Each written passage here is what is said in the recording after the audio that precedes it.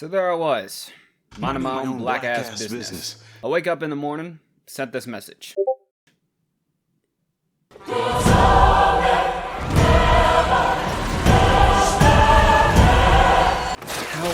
could this happen? Is this the end times for the company that gave such stellar writing as two adults hitting on a teenager and such high-tier comedy as You're Actually a Guy? Is this game only going to have its looks to fall back on, with no other elements to look forward to now that romance is gone in their upcoming title?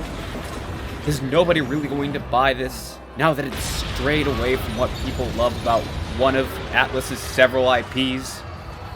Nah, I really don't think so. So, real talk, I got sent this message this morning, and genuinely, I was both surprised and interested. Metaphor ReFantazio moving away from being dating sim-based and or no romance in it.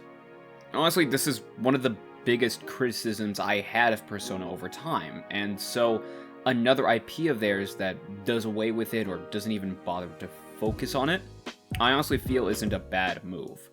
Because I'm thinking that, depending on the game itself, right, you can still get an audience for this regardless, and this can still make money.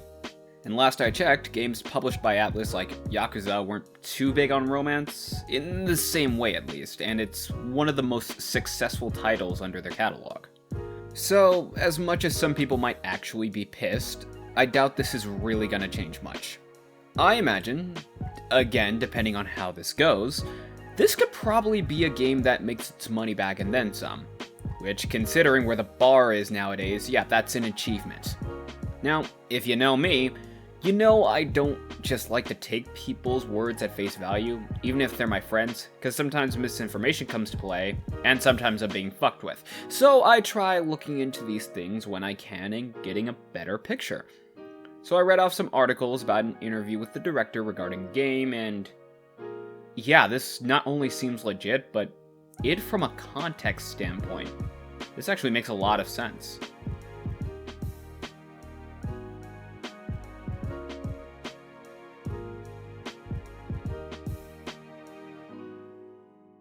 Which I honestly think this makes sense. Why would a political fantasy be dead set on being a dating sim, while also trying to be a story you should take seriously?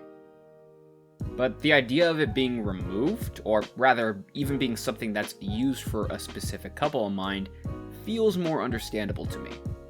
I imagine there are going to be people who bash this game for not being like Persona 5 for the 900th time, but I also imagine anyone who enjoys sucking that game's dick on that level for this long is probably not playing anything else, so I seriously doubt they were actually going to buy it to begin with.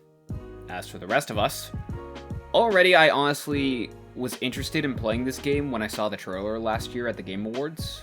When you have people that worked on Eva and Nier and animated cutscenes that straight up look like something Ufotable has been involved in, you know, the people responsible for these series, you got my attention.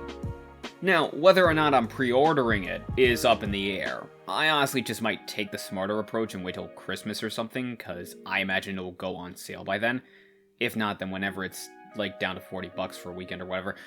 Cause the game looks really good from my perspective. The art direction, the Renaissance, Da Vinci-esque sketch UI, the story itself being this political fantasy where you rise to become a king, really opening the mind to what ideas you could go with this. This actually sounds like something I think, while some Persona fans will just toss away, most likely this will still find an audience that are into stories such as this, and the people make their voices heard about the game. Or not. And instead the voices are, this is just Persona 5 without the heart, yet again.